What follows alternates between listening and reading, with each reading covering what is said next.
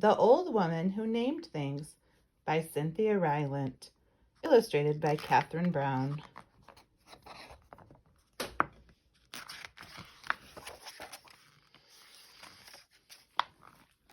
Once there was an old woman who loved to name things. She named the old car she drove Betsy. She named the old chair she sat in Fred. She named the old bed she slept on Roxanne. And she named her old house Franklin. Every morning she would get out of Roxanne, have a cup of cocoa in Fred, lock up Franklin, and drive to the post office in Betsy.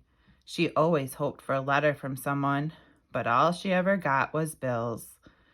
The reason the old woman never got any letters was because she had outlived every single one of her friends. This worried her. She didn't like the idea of being a lonely old woman without any friends, without anyone whom she could call by name. So she began to name things, but she named only those things she knew she could never outlive. Her car, Betsy, had more get up and go than anything around. Her chair, Fred, had never sagged a day in his life. Not one creak or moan had she ever heard of her old bed, Roxanne. And her house, Franklin, had been standing straight for over 100 years and still didn't look a day past 20. The old woman never worried about outliving any of them, and her days were happy. One day, when the old woman was out soaping some mud off Betsy, telling her that Franklin wouldn't want to be seen with a car that didn't keep its bumpers a little cleaner, a shy brown puppy came to the old woman's gate. The old woman had not named the gate because two of its hinges had rusted off and she could tell the gate wasn't long for this world. The shy brown puppy wagged its tail.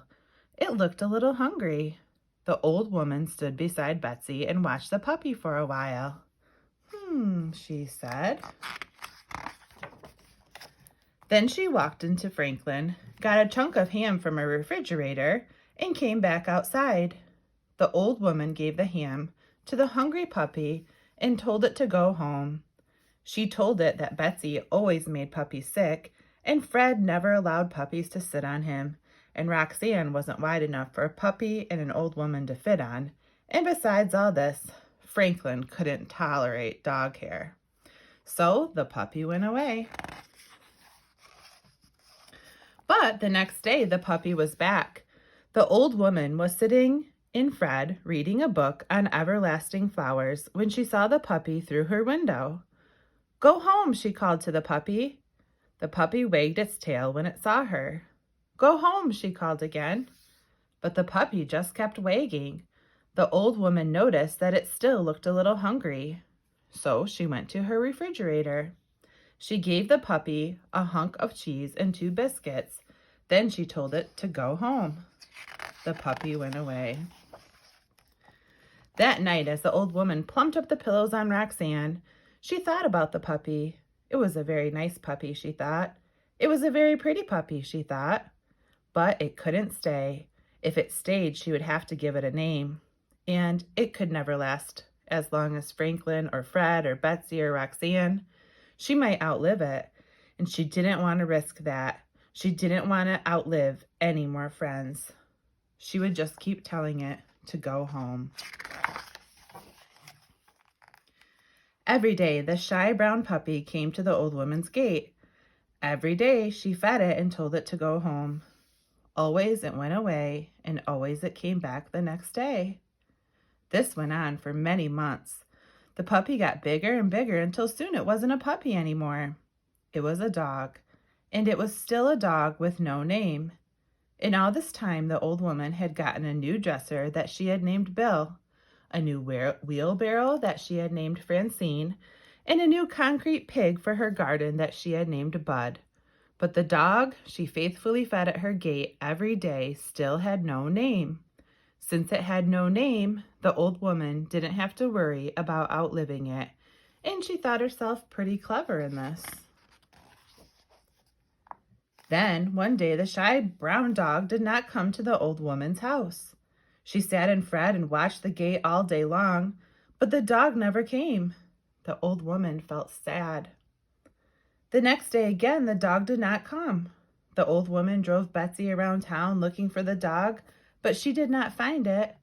The old woman felt even sadder.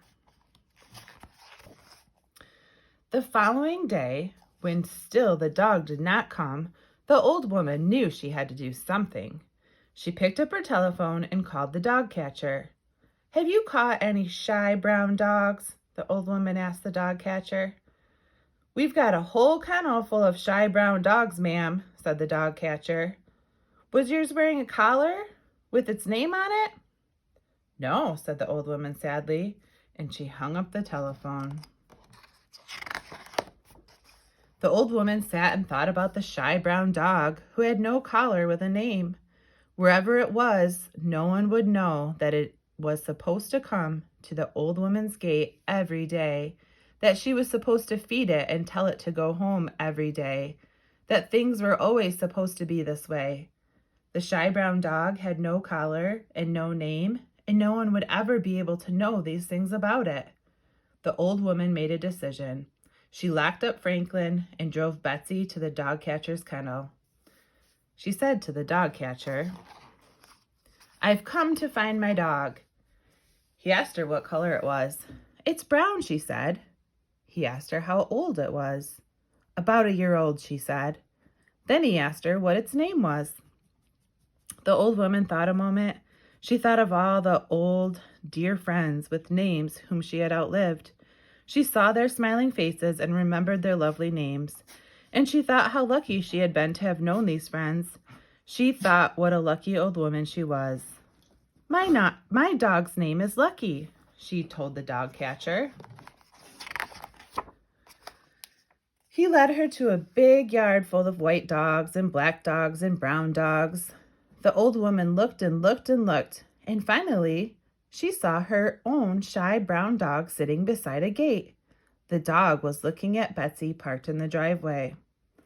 The old woman called out, "Here, Lucky," and at the sound of her voice, the shy brown dog came running. From that day on, Lucky lived with the old woman, and he always came when his name was called. It turned out that Betsy didn't make all dogs sick, and Fred was happy to allow a dog to sit on him. Franklin really didn't mind a little dog hair.